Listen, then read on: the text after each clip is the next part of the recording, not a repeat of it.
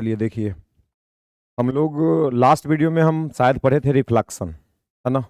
Reflection का आपको law बताए थे और एनसीईआरटी का एक सवाल कराए थे। आज हम रिफ्लेक्शन से आगे बढ़ते हैं और इसमें आपको हम टॉपिक वाइज बताए थे कि ऑप्टिक्स में 5 टॉपिक को हमको कवर करना है। 5 टॉपिक में कौन कौन था? पहला था लाइट का प्रॉपर्टी, दूसरा था रिफ्लेक्शन और तीसरा था रिफ्रैक्शन, और उसके बाद ऑप्टिकल इंस्ट्रूमेंट, और पांचवा में पढ़ लेना phenomena due to light. Light के कारण कुछ कुछ फिनोमेना होता है, उसको कवर करना होता है। Optical instrument, refraction, reflection, light का प्रॉपर्टी, बस यही 5 टॉपिक है। तो रिफ्लेक्शन हम सीख गए, उस पर सवाल भी एक कराए और भी इन फ्यूचर में हम ऑब्जेक्टिव में करेंगे, ठीक है। तो आज हम लोग शुरू करते हैं क्या? रिफ्रैक्शन। रिफ्रैक्शन का मतलब क्या समझते हो, बोलो। रिफ्रैक्शन का मतलब आप लोग क्या समझते हो?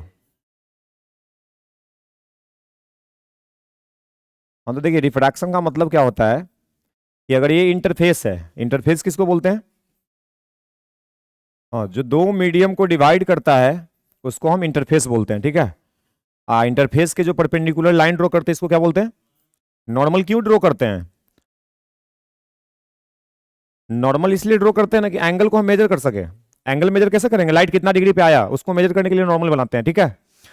अब सपोज कीजिए कि यहां से लाइट को हम इंसिडेंट कराएं, इधर मान लीजिए कि एयर है, इधर मान लीजिए कि वाटर है, तो ये रेयर मीडियम है और ये डेंसर मीडियम है। अगर लाइट एयर से डेंसर में या रेयर से डेंसर में जा रहा है तो लाइट की प्रॉपर्टी में आपको कल के वीडियो में देखने को मिला होगा कि लाइट का ऐसा प्रॉपर्टी है कि वो रेयर मीडियम से डेंसर मीडियम में जब जाता है तो नॉर्मल के टूवर्ड्स चला जाता है। तो यहां पे भी चला जाएगा ना। ये जो फिनोमेना हो रहा है कि लाइट जब एक मीडियम से दूसरा मीडियम में जा रहा है तो अपना पाथ को जो चेंज कर रहा है ना, इसी को हम बोलते हैं क्या? Refraction of light. तो कल एक टॉपिक पढ़ाए थे रिफ्लेक्शन। रिफ्लेक्शन में बताए थे कि अगर पॉलिश सरफेस है कोई ग्लास का और उस पर लाइट आएगा तो रिफ्लेक्ट करेगा ना, और यहां पे ये नॉर्मल था। तो बोला गया था कि जो रिफ्लेक्शन हो रहा है वो एक नियम के थ्रू होता है। ऐसा नहीं कि कितना भी एंगल से आ सकता है, कितना भी एंगल से जा सकता है, ऐसा नहीं होता है। नॉर्मल से जितना एंगल पे ये आएगा उतना ही एंगल पे जाएगा। तो रिफ्लेक्शन होने का एक लॉ है, तो रिफ्रैक्शन होने का भी तो लॉ होना चाहिए। कितना डिग्री से ये मुड़ेगा, ये एंगल कितना होना चाहिए, कितना एंगल से इंसिडेंट हुआ और ये कितना एंगल पे डेविएट हुआ, इसका कुछ फिक्स वैल्यू है कि ये वेरी करेगा? इसका क्या आंसर है? तो कितना एंगल पे आया और कितना एंगल पे ये मुड़ेगा, ये डिपेंड इस बात पे करेगा कि मीडियम हम कौन सा ले रहे हैं। लाइट किस मीडियम से किस मीडियम पे आ रहा है उस बात पे डिपेंड करेगा कि कितना एंगल से ये डेविएट करना है। तो इसके लिए आपको समझाया गया रिफ्रैक्शन के जो फिनोमेना हो रहा है, तो हम बेसिक समझे डेफिनेशन ना, कि लाइट जब एक मीडियम से दूसरा मीडियम में जाएगा तो अपने ओरिजिनल पाथ से डेविएट हो जाएगा। इसको हम क्या बोल रहे हैं? कि रिफ्रैक्शन ऑफ लाइट है। और रिफ्रैक्शन को समझते हैं, रिफ्रैक्शन में क्या समझना है हमको कि कितना एंगल पे जाएगा, कितना एंगल से मुड़ जाएगा, मतलब इसमें डेविएशन, इसको जो बोलेंगे डेविएशन। ओरिजिनल डायरेक्शन यही था ना, लेकिन लाइट गया इधर ना, तो इतना एंगल से तो मुड़ गया, जिसको कौन से लिखते हैं? अब ये डेल्टा का वैल्यू आपसे पूछा जाएगा कि बताइए डेल्टा क्या है, और डेल्टा किस बात पे डिपेंड कर रहा है, ये अभी आपको समझना चाहिए। तो जो डेल्टा का वैल्यू है वो एक्चुअली में वैल्यू है क्या, कि ओरिजिनल डायरेक्शन से लाइट कितना एंगल से मुड़ रहा है, ये ना एक्चुअल डेल्टा का मतलब है। तो डेल्टा का जो मतलब है इसको समझने के लिए हमको वाटर को समझना पड़ेगा, एयर को समझना पड़ेगा। तो वाटर एयर तो हम समझते ही है, ये दो टाइप का मीडियम है, एयर गैस है और वाटर। दोनों में से डेंसिटी किसका ज्यादा है? वाटर का डेंसिटी ज्यादा है, एयर का डेंसिटी कम है, सही बात है ना।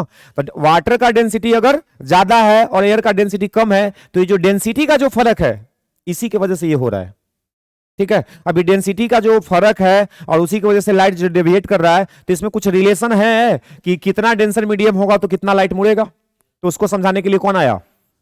Snell's law. कौन आया? Snell's law. स्नेल्स आके हमको क्लियर क्लियर बता दिया कि क्या होता है इसमें। कैसे बताया सो समझिए।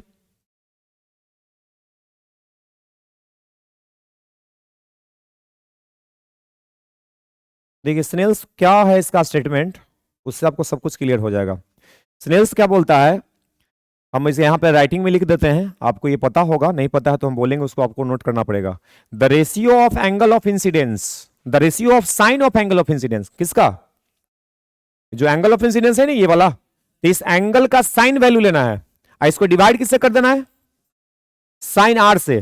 तो साइन आर को क्या बोलेंगे? Angle of, sine of angle of refraction, sine of angle of, तो sine of angle of incidence और sine of angle of refraction, ये दोनों एंगल का जो साइन वैल्यू का रेशियो है इसको बोला कि हमेशा कांस्टेंट रहने वाला है।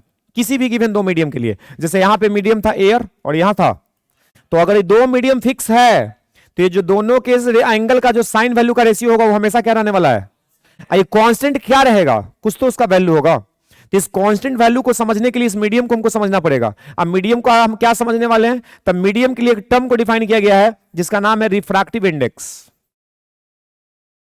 इस मीडियम को हमको समझना पड़ेगा, तभी नहीं रेशियो कांस्टेंट है। तो कांस्टेंट क्या है, तो कांस्टेंट जो डिपेंड करेगा वो किस बात पे डिपेंड करेगा, मीडियम पे। तो मीडियम के किस बात पे डिपेंड करेगा, तो मीडियम के लिए एक टर्म को डिफाइन किया गया जिसका नाम क्या है, रिफ्रैक्टिव इंडेक्स।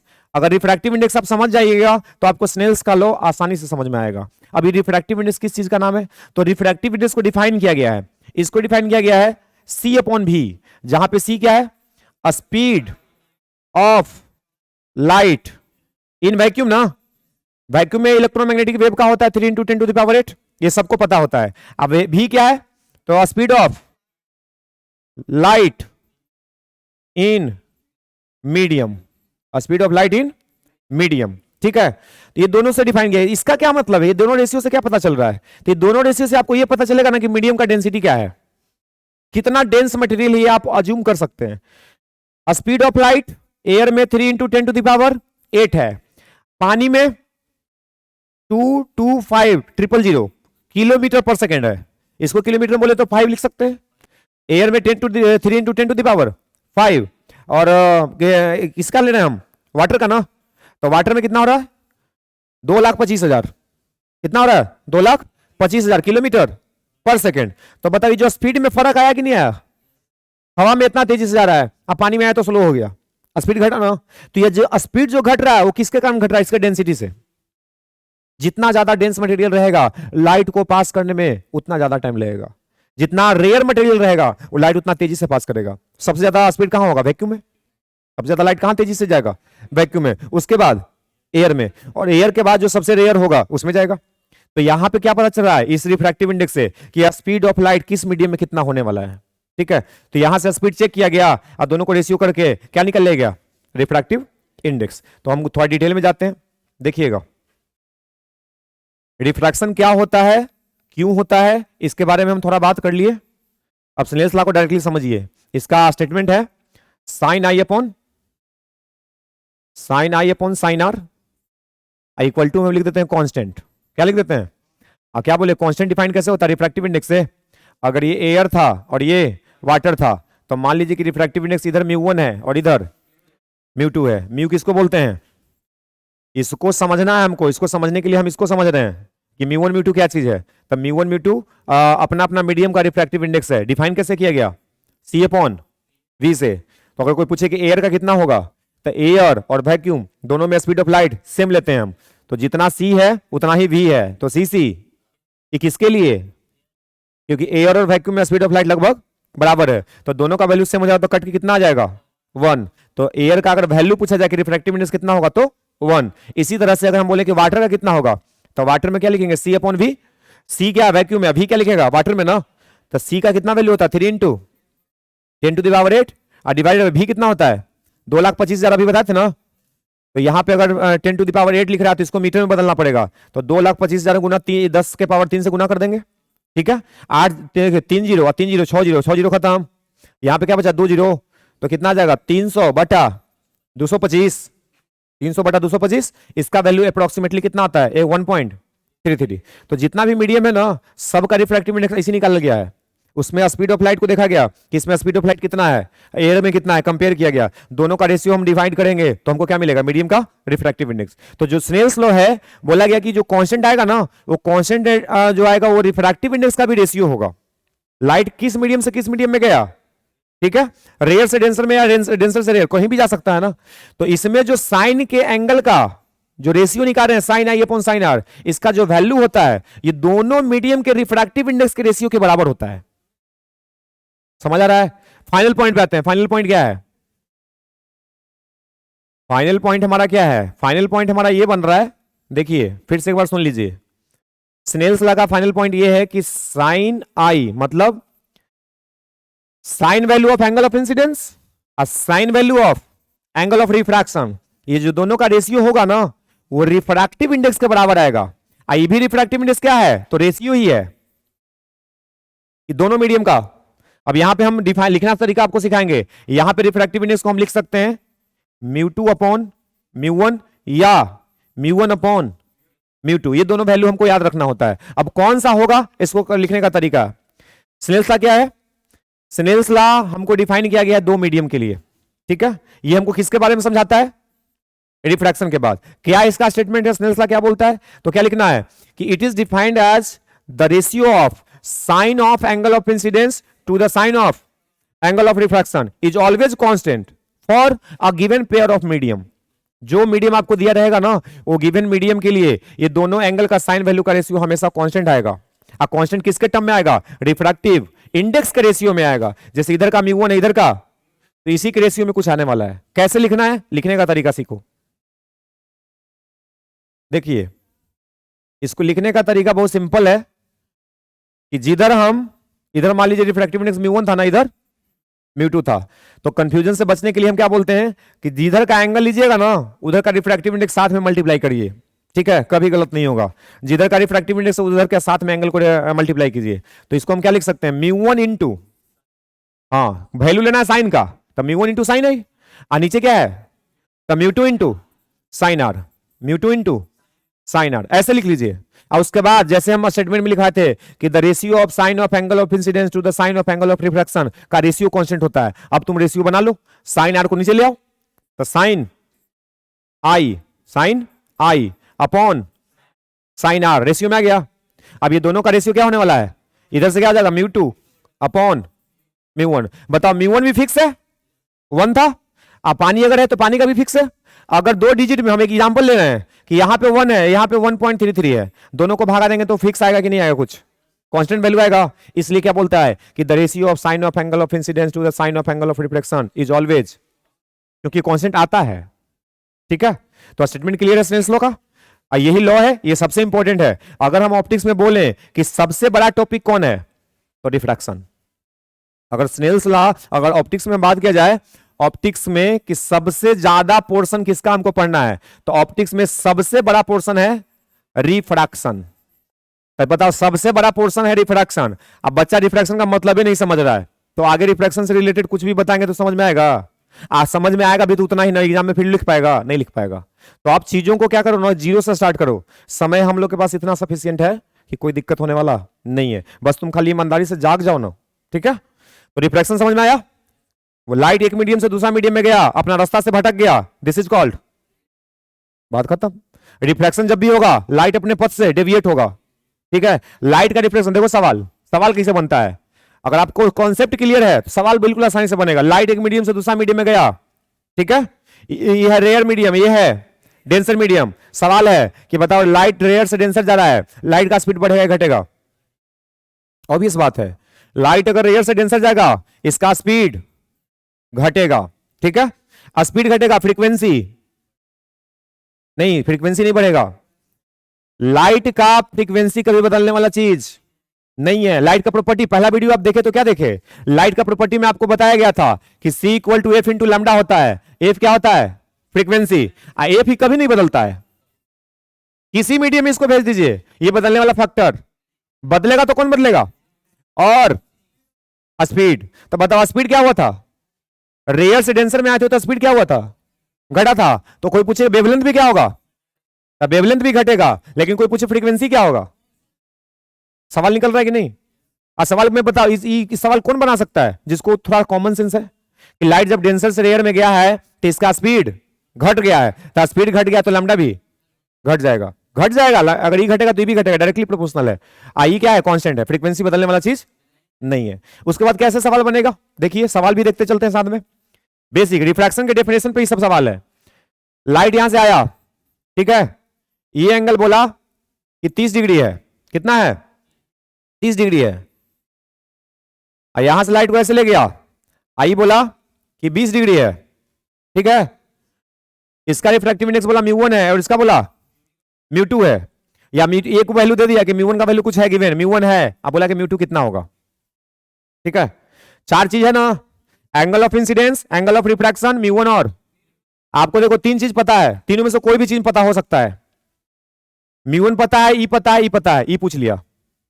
पहला सवाल क्या करेंगे, μ1 साइन 30 बराबर μ2 साइन, ये पता है, ये पता है, नीचे आ गया, μ2 का आंसर आ गया। डेफिनेशन पे सवाल है।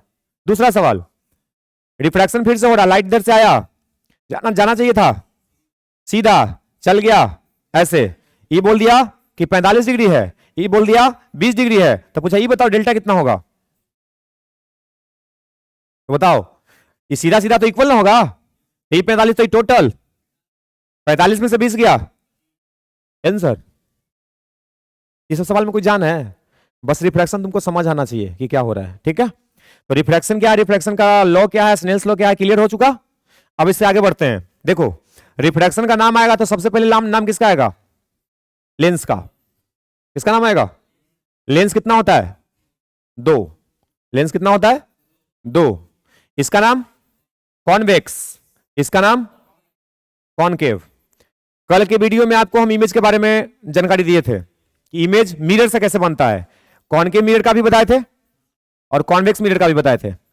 अगर आपने वीडियो देखा है तो आपको याद होगा कि इससे इमेज कितना बनता था A और इससे इमेज कितना बनता था 2, इसका दोनों इमेज वर्चुअल, इसका दोनों इमेज, इसका 5 इमेज रियल और 1 इमेज वर्चुअल। पोजीशन भी आपको याद होगा, साइज भी याद होगा, नेचर भी याद होगा, सब कुछ पता है, कल के वीडियो में सब बताया गया है। अगर आप नहीं देखें तो उसको देख लीजिएगा, ठीक है, क्योंकि फर्स्ट वीडियो है थ्योरी का, वहीं से स्टार्ट कर रहे हैं हम, आप पूरा वीडियो को अच्छे से देखना है। तो 5 रियल ये हो गया ना, ये मिरर का बात था, हमको किसका बात करना है, तो इसको बताने का सेंस ये है कि अगर आपको ये आता है तो ये भी आता है, बस समझने का फेर है। क्या फेर है, देखिए ये कॉन्वेक्स लेंस है ना, कॉन्वेक्स लेंस का जो इमेज बनता है वो कॉनकेव मिरर जैसा बनता है। ये कौन सा मिरर था, तो कॉनकेव मिरर का इमेज और कॉन्वेक्स मिरर का इमेज सिमिलर है, इससे भी क्या बनेगा 6 में से 5 रियल 1, बताओ सेम है। जो ये कौन सा मिरर, ये कौन सा लेंस है, कॉनकेव लेंस का जो इमेज बनेगा वो किसके जैसा बनेगा, कॉन्वेक्स मिरर। नाम उलट देना, यहां पे कॉन्वेक्स तो यहां पे कॉनकेव तो यहां पे, बाकी कुछ नहीं बदलने वाला है, सब इमेज का सब इंफॉर्मेशन सेम टू सेम है, ठीक है। तो उतना तो दिमाग आपके पास है कि आप कर सकते हैं उसको। चलिए तो इमेज के बारे में हम मान लेते हैं कि आपको समझ आ रहा है। इसमें कुछ बेसिक फार्मूला है। बेसिक फार्मूला क्या है कि लेंस फार्मूला एक होता है सिंपल, जो क्लास 10th में पढ़े थे, 1/f equal to 1/v minus. तो बोर्ड के एग्जाम में इस पे सवाल आ जाए तो इसमें चौंकने वाला कोई बात नहीं है, आ सकता है, बोर्ड में आसानी सवाल पूछा जाता है, तो इस पे डायरेक्ट सवाल पूछ दे तो कोई दिक्कत वाली बात नहीं है। 10th का ही सवाल है, 12th में पूछ लिया तो और अच्छा ना है कि तुम्हारा नंबर सिक्योर हो गया कि इसको तो पक्का सही बना देना है, ठीक है। दूसरा फॉर्मूला मैग्निफिकेशन, HI अपॉन बराबर V अपॉन U। मिरर में और इसमें कोई फर्क नहीं है, बस प्लस माइनस का अंतर है, मिरर में माइनस लगाते हैं, लेंस में नहीं लगाते। अब इस पे सवाल बन सकता है, आप एनसीईआरटी का हम क्वेश्चन आपको कराएंगे, अभी भी हम निकाल सकते हैं, दिखा दें क्या एक क्वेश्चन। ये हो गया लेंस के बारे में, लेंस पे एक सवाल करा देते हैं जल्दी से। देखिए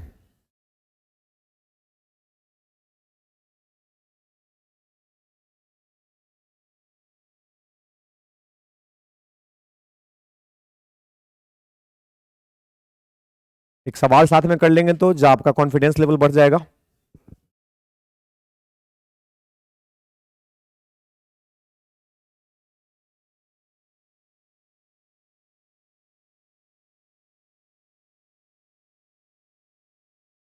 सवाल हमको फालतू नहीं करना है, एनसीईआरटी का सवाल कीजिए, पूरा कॉन्सेप्ट लेके देगा, एक साथ सब कॉन्सेप्ट को रिवाइज करवाता है, यही इसका खासियत है।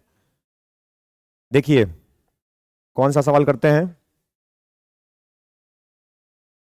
देखिए क्वेश्चन नंबर 9.8 दिख रहा है क्या, इसको क्रॉप कर लेते हैं।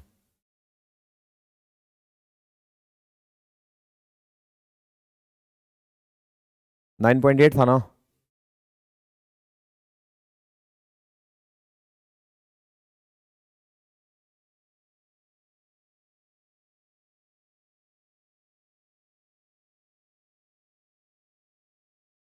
अरे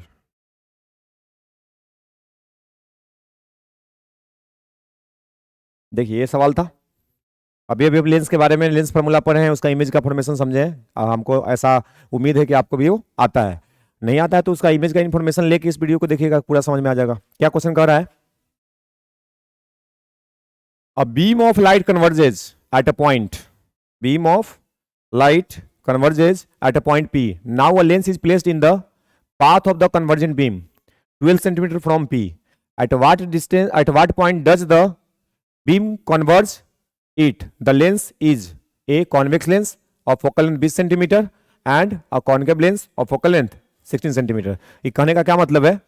एक कन्वर्जेज लाइट बीम है, a beam of light converges, मतलब लाइट है जो कि कन्वर्ज करने वाला है. कहां पे करने वाला है? पॉइंट पी पे.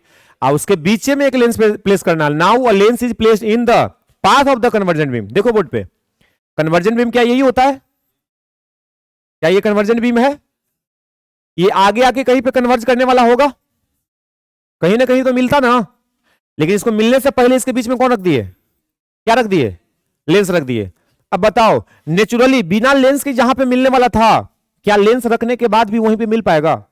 नहीं मिल पाएगा. कारण देखो क्या पूछा था, कौन कौन सा लेंस. दो क्वेश्चन इसमें.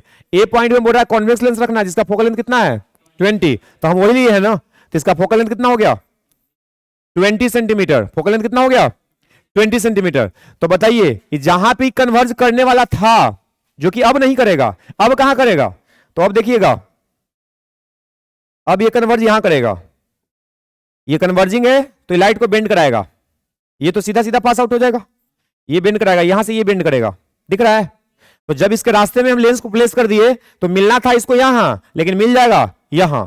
तो ये क्या कहलाएगा? ऑब्जेक्ट. ऑब्जेक्ट किसको कहते थे? इंसिडेंट रे का इंटरसेक्शन पॉइंट ऑब्जेक्ट होता था. रिफ्रैक्टेड रे का इंटरसेक्शन पॉइंट इमेज होता था. तो ये कौन सा रे है? ये सीधा सीधा दिख रहा है ना, मतलब ये इंसिडेंट रे का डायरेक्शन है. तो इंसिडेंट रे जहां पे इंटरसेक्ट किया वो क्या है? और ये रिफ्रैक्ट किया ना, लेंस से ना किया. तो लेंस जो रिफ्रैक्ट करके मिला जहां पे इंटरसेक्ट किया, उसको क्या बोल देना? इमेज बोल देना. क्या बोला था? क्या beam of light converged at point P. कहां पे कन्वर्ज करने वाला था? पी पे. नाउ वो lens is placed in the path of the convergent beam of 12 centimetre from P. इससे कितना सेंटीमीटर पे इसको रखा गया लेंस को? 12 सेंटीमीटर पे. तो क्या पूछा? At what point does the beam converge if the lens is convex of इतना. तो देखिए, एक कॉन्वेक्स लेंस है, फोकल लेंथ इतना है, तो बोला क्या गया कि अब बताइए ना कि जब ये लेंस को रखें तो ये कहां पे कन्वर्ज किया. तो दिख तो रहा है कि कहां पे कर रहा है. आपको ये निकाल के देना है कि बताइए कन्वर्ज कहां पे करेगा. ये डिस्टेंस आपको बताना है. तो डिस्टेंस क्या पूछ रहा है हमसे? ये है क्या? ये डिस्टेंस को नाम क्या देंगे? अगर ये ऑप्टिक सेंटर है तो भी नाम देंगे. क्यों? क्योंकि तो इमेज का डिस्टेंस हो गया ना. तो देखिए, फोकल लेंथ आपको गिवन है. कहानी बना के दिया, सवाल डायरेक्ट नहीं दिया कि मान लो कि ऑब्जेक्ट यहां रखा हुआ. ऐसा नहीं बोला. बोला कि कन्वर्जेंट बीम है, किसी पॉइंट पी पे कन्वर्ज करने वाला था, उसके रास्ते में एक लेंस रख दो, लेंस बताओ कि कहां पे कन्वर्ज करेगा. तो सवाल बहुत सिंपल था, बस थोड़ा सा कहानी बना दिया. बच्चा कंफ्यूज कि क्या बोल रहा है, पता नहीं चल रहा है ना. तो कंफ्यूज नहीं होना है. जैसे जैसे बोलते जाए वैसे वैसे ड्रॉ करते जाइए. सब कुछ सामने है. बताओ गिवन डाटा क्या है? फोकल लेंथ 20 सेंटीमीटर, ऑब्जेक्ट का डिस्टेंस 12 सेंटीमीटर. आपको क्या चाहिए? देखिए, ये कौन सा फॉर्मूला यूज करोगा? Lens formula. सिंपल. अभी पढ़े थे 1 इक्वल टू 1/u प्लस 1 उल्टा लिखा गया. ठीक है, ये मिरर फॉर्मूला है. 1/f equal to 1/v minus 1/u. बस वैल्यू पुट कर लेंगे, काम हो जाएगा. वैल्यू पुट कैसे करेंगे? इसमें साइन कन्वेंशन लगाना पड़ेगा ना. तो देखिए, फोकल लेंथ 20 सेंटीमीटर प्लस के माइनस, कॉन्वेक्स है, कॉन्वेक्स का प्लस होता है you, minus plus minus put हो जाएगा. बड़ा सिंपल सवाल था. अगला होमवर्क आपका क्या है कि इस सवाल का जो सेकंड पार्ट है, अब क्या रखना है? तो अभी कॉन्वेक्स मत रखो, इसके रास्ते में क्या रख देना? कॉनकेव. कॉनकेव रखेगा तो कन्वर्ज करेगा कि डाइवर्ज करेगा? डाइवर्ज करेगा ना.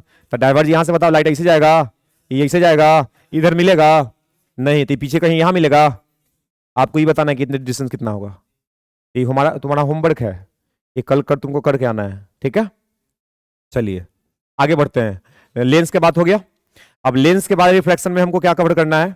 देखिए, लेंस का इंफॉर्मेशन कंप्लीट है. लेंस के बाद हमको स्फेरिकल सरफेस से रिफ्लेक्शन पढ़ना है. ठीक है, क्या पढ़ना है? स्फेरिकल सरफेस से रिफ्लेक्शन. अच्छा, एक सेकंड, और इससे पहले एक चीज और है. इसके बाद हम लोग पढ़ लेते हैं TIR. ठीक है, TIR एक फिनोमेना है जिससे हर साल सवाल बनता है, हर साल. मतलब इससे CBSE का एग्जाम हो, बिहार बोर्ड का एग्जाम हो, इससे तो आएगा ही. TIR क्या है? सीधा सीधा समझिए. अगर ये डेंसर मीडियम है और ये रेयर मीडियम है, TIR किसका फेनोमेना है? रिफ्रैक्शन का। TIR किसका फेनोमेना है? रिफ्रैक्शन का। रिफ्रैक्शन में ही TIR होता है। TIR का फुल नेम क्या है? Total internal reflection. देखिए इसका शर्त क्या है कि लाइट जब डेंसर से रेयर में जाएगा तब ये होगा, ठीक है? जब लाइट डेंसर से रेयर मीडियम में ट्रेवल करेगा ना तभी ये फेनोमेना आपको दिखाई देने वाला है, अदरवाइज नहीं दिखाई देगा। अगर लाइट रेयर से डेंसर आएगा तो कभी नहीं बनेगा TIR। तो TIR का पहला शर्त क्या है कि लाइट को कहां से कहां जाना चाहिए? डेंसर से रेयर जाना चाहिए। बताओ इसको कायदे से कैसे जाना चाहिए था? सीधा जाना चाहिए था ना, लेकिन मीडियम बदल गया। तो मीडियम बदलने के कारण ये अपना रास्ता भी बदल देगा। ये एंगल ऑफ इंसिडेंस कहलाएगा। बताओ किधर बेंड करेगा? तो आप लोग सबको पता होगा कि away from the normal bend करेगा। तो अवे फ्रॉम द नॉर्मल दिख रहा है कि हाँ नॉर्मल से दूर जा रहा है, इसको आई बोलते हैं इसको। अब सोचिए आप कि अगर हम यहां से एंगल ऑफ इंसिडेंस का वैल्यू थोड़ा इंक्रीज करें, अगर ये वाला वैल्यू इंक्रीज करेंगे तो जो एंगल ऑफ रिफ्रैक्शन है वो भी थोड़ा डाउन जाएगा। ऐसा पॉसिबिलिटी दिख रहा है। देखिए तो मान लीजिए कि एंगल ऑफ इंसिडेंस हम इतना कर दिए कि लाइट अब यहां से जा रहा है, ये पॉसिबल है कि नहीं है? अगर ये एंगल ऑफ इंसिडेंस है तो इसका एंगल ऑफ रिफ्लेक्शन कितना हो जा रहा है? तो यहीं पे इसको बोला जाता है, एक टर्म डिफाइन किया जिसको बोलते हैं क्रिटिकल एंगल। जिस एंगल ऑफ इंसिडेंस पे, जिस एंगल ऑफ इंसिडेंस पे एंगल ऑफ रिफ्लेक्शन कितना हो जाए, इस एंगल ऑफ इंसिडेंस का नाम क्या होता है? ये भी अपने आप में एक सवाल है 2 नंबर का। क्रिटिकल एंगल क्या होता है? The value of angle of incidence, the value of angle of for which angle of reflection is equal to then this angle of incidence is called. सीधा सीधा बात है, जो दिख रहा है वही लिख देना है, ठीक है? तो क्रिटिकल एंगल क्या होता है समझ में? अब सोचो इसके अगला स्टेप कि थोड़ा सा और बढ़ा दे तो क्या होगा। तो थोड़ा सा अगर और बढ़ा दिए ना तब देखिए क्या होगा। अगर हम बोले कि एंगल ऑफ इंसिडेंस है लेकिन ई एंगल से बड़ा है, क्रिटिकल से बड़ा है, तभी लाइट का रिफ्रैक्शन पॉसिबल नहीं है। रिफ्रैक्शन मैक्सिमम यहीं तक मान सकते हैं। इसके बाद लाइट क्या होगा कि जिस मीडियम से गया था उसी में वापस आएगा। तब बताओ ये तो मिरर जैसा बिहेव कर दिया ना। होना चाहिए था पास हो जाना चाहिए था। एक मीडियम से लाइट दूसरा मीडियम में जाना चाहिए था। क्यों? क्योंकि लाइट यहां पे मान लो दोनों मीडियम क्या ले रहे हैं हम? ट्रांसपेरेंट। अगर डेंसर भी मोड़ रहे हैं तो वाटर मान लेते हैं, इधर हम एयर मान लेते हैं। तो लाइट ट्रेवल कर रहा था ना। लाइट ट्रेवल किस मीडियम में करता है? ट्रांसपेरेंट। तो यहां पे किया लेकिन यहां पे वापस आ गया। तो बताइए फेनोमेना किसका है? लेकिन दिख कैसा रहा है? रिफ्लेक्शन जैसा। इसलिए इसका नाम क्या है? सब कुछ क्लियर हुआ? फेनोमेना किसका है? होता कब है? बोलिए, आपको समझ आ रहा होगा। तो ये फेनोमेना है रिफ्रैक्शन का। रिफ्रैक्शन में एक स्पेशल कंडीशन है कि एंगल ऑफ इंसिडेंस अगर क्रिटिकल से ज्यादा होता है, क्रिटिकल आपको दिख रहा है, क्रिटिकल किसको कहते हैं? तो अगर एंगल ऑफ इंसिडेंस क्रिटिकल से ज्यादा हुआ तो लाइट का रिफ्रैक्शन पॉसिबल ना होके उसी डायरेक्शन में, उसी मीडियम में क्या होता है? बाउंस बैक कर जाता है। इसी फेनोमेना का नाम है TIR। अब इससे सवाल बनेगा कि TIR क्या, एक्सप्लेन करो, डिफाइन करो। तो ये डायग्राम आपको बनाना जरूरी हो जाता है। बिना डायग्राम बनाए आप लिख के आ गए तो नंबर वो फुल मिल जाएगा, इसका गारंटी नहीं है। लिख के इसको दिखाइए कि क्या हो रहा है तब होगा, ठीक है? तो TIR क्लियर है, क्रिटिकल एंगल क्लियर है। इसमें 2 नंबर का एक सवाल क्या बनता था कि क्रिटिकल एंगल और रिफ्रैक्टिव इंडेक्स के बीच का रिलेशन बताइए। ये 2 मार्क्स का सवाल है। अगर आपको आता है तो ठीक है, नहीं तो 1 मिनट 1 सेकंड का काम है। देखिए इधर का रिफ्रैक्टिव इंडेक्स μ1, इधर का लाइट हम कहां से लेके आ रहे हैं? ये डेंसर, जिसका रिफ्रैक्टिव इंडेक्स ज्यादा हो डेंसर, जिसका कम हो रेयर। याद करने का ट्रिक है, जिसका रिफ्रैक्टिव इंडेक्स ज्यादा वो बस, जिसका कम हो। लाइट कहां से आ रहा है? कहां जा रहा है? अब बताओ बेंड करेगा इधर, अवे फ्रॉम द नॉर्मल। अगर हम बोल दें, देखिएगा फिर से एक बार देख लीजिएगा, हमको क्या रिलेशन लाना था? आईसी और म्यू में ना, क्रिटिकल एंगल और रिफ्रैक्टिव इंडेक्स में रिलेशन लाना है। 2 नंबर का सवाल था। लाइट कहां से इंसिडेंट करा है? डेंसर से। जा कहां रहे? इधर का रिफ्रैक्टिव इंडेक्स μ2, इधर का μ1। देखिए लाइट को जाना चाहिए था सीधा, लेकिन लाइट ऐसे चल गया इसी पाथ पे। इसका मतलब ये एंगल का नाम ये क्या हो गया? 90 डिग्री। अब यहां पे स्नेल्स लॉ यूज कर लो। स्नेल्स लॉ कैसे लिखने के लिए बताते हैं? जिधर का एंगल उधर का, जिधर का एंगल उधर का, तो μ1 के साथ कौन आएगा? तो स्नेल्स लॉ यहां पे लिख देंगे यूजिंग स्नेल्स लॉ। तो μ1 इंटू तो साइन अब बे μ2 इक्वल टू साइन आईसी। सही है, पता चल रहा है कि साइन आईसी लिखा हुआ है। अब μ2 sine IC equal to μ1। Sine 90 कितना हो गया? 1 हो गया।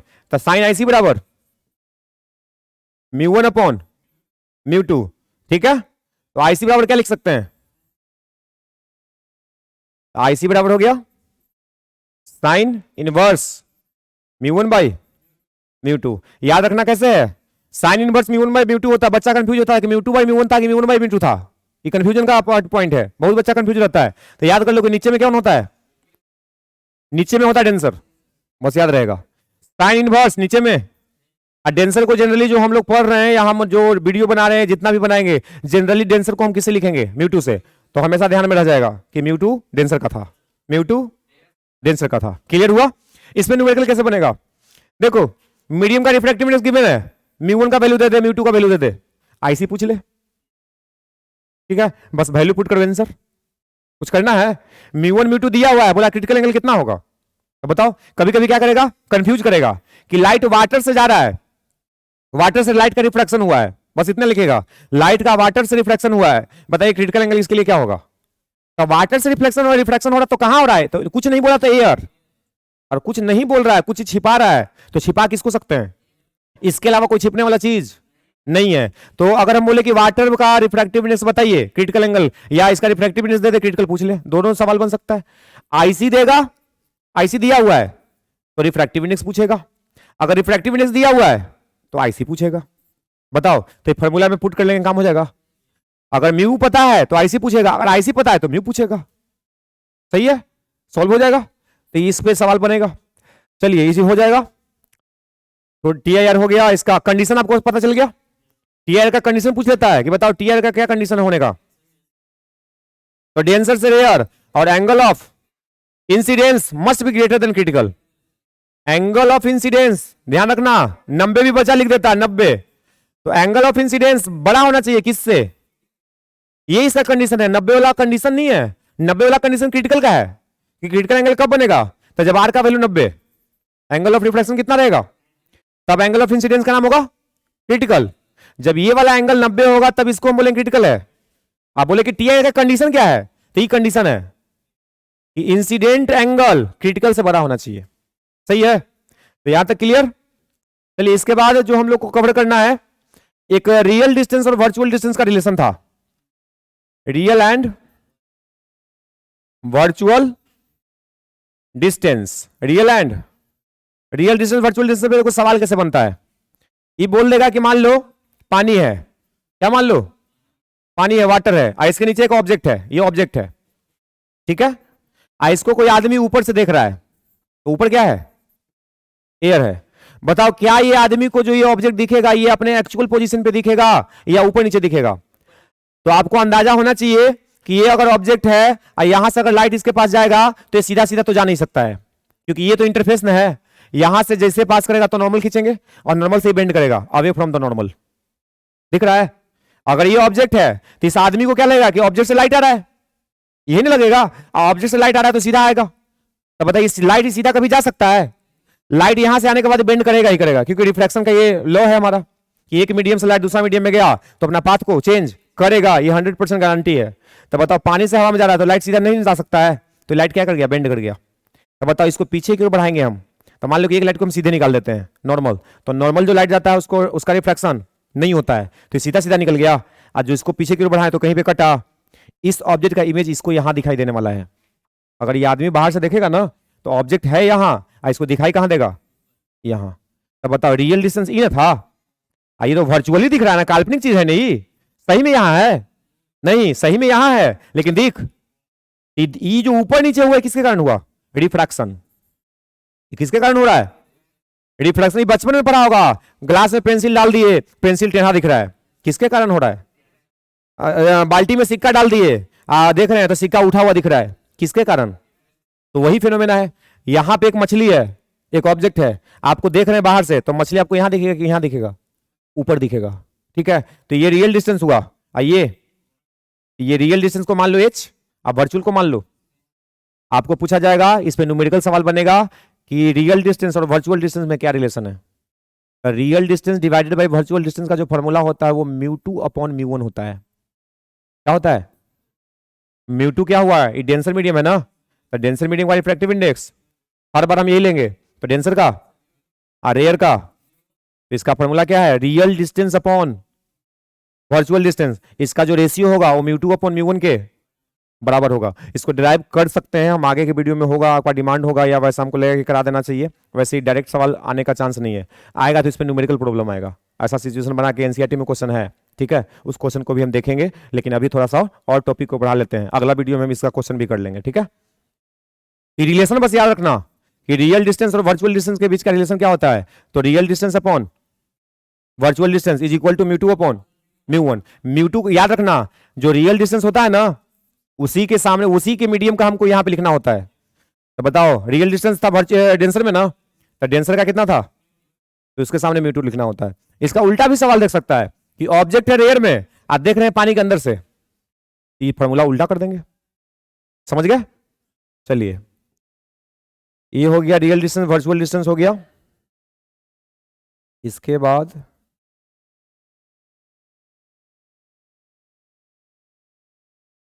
देखो, रियल डिस्टेंस वर्चुअल डिस्टेंस के बाद हम लोग कवर करते हैं स्फेरिकल सरफेस का जो फॉर्मूला था लेंस के लिए। 5 नंबर का सवाल है ये।